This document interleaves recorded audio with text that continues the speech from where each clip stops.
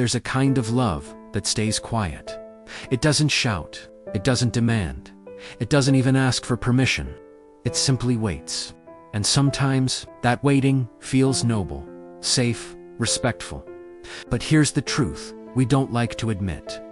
Some loves don't fade because they weren't real. They fade because they were never acted on. Tonight, I want to tell you a story about love, not the kind you watch in movies, but the kind that lives in ordinary places, on dusty roads, in crowded streets, between people who are afraid of being seen.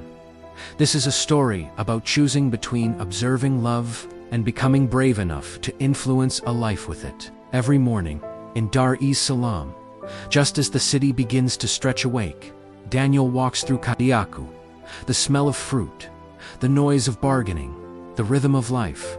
And every morning, without fail, he notices Zawadi. She sits behind a small wooden table piled with mangoes and oranges. Her hands are always moving, arranging, cleaning, offering. She hums softly, sometimes not realizing anyone can hear. Daniel tells himself he notices her because she's hardworking. But the truth is deeper than that.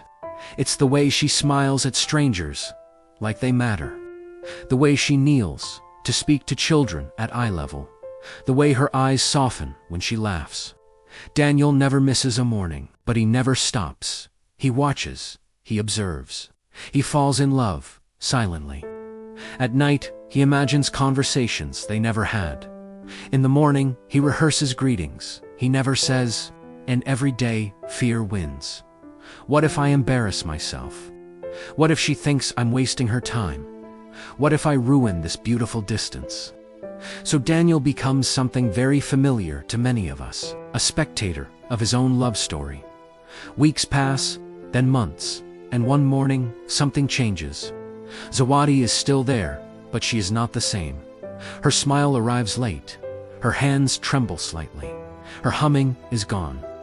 Daniel notices a bandage on her finger, then dark circles under her eyes. He overhears fragments of conversation. Her mother in Morogoro is sick. Hospital bills are growing. Some days, she doesn't sell enough. That morning, Daniel stands across the street longer than usual. For the first time, observing feels heavy. Love is no longer sweet. It hurts. Because when love sees pain and does nothing, it becomes guilt. That night, Daniel doesn't sleep. He realizes something uncomfortable. He hasn't been protecting Zawadi by staying silent. He's been protecting himself. The next morning, Daniel stops. His heart is loud. His mouth is dry.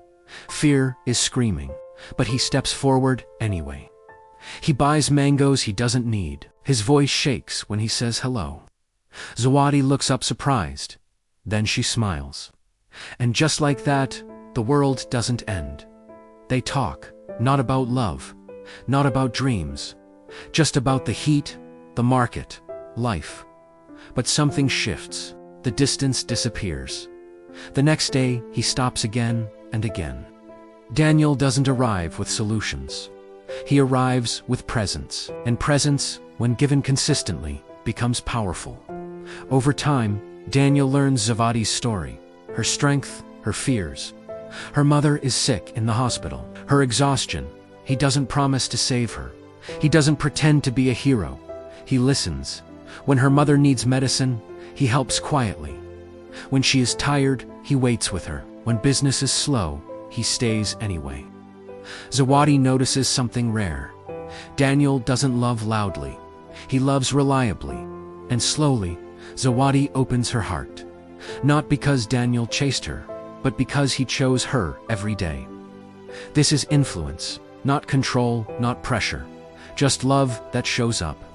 One evening, as the sun sets over Dar es Salaam, they sit together in silence. Zawadi finally speaks. "You know," she says softly, "I thought no one saw me." Daniel looks at her and realizes something. If he had stayed an observer, this moment would never have existed.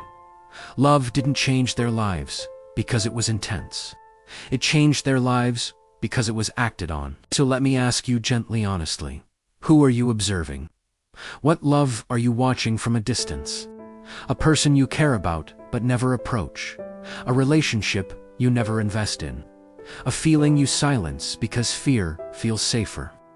Love is not meant to be admired from afar. Love is influence. Love is action. Love is risk. And yes, sometimes love breaks your heart. But a love never lived breaks it slowly, quietly, and forever. So when love invites you to step forward, don't just observe it. Choose it. Speak it. Act on it.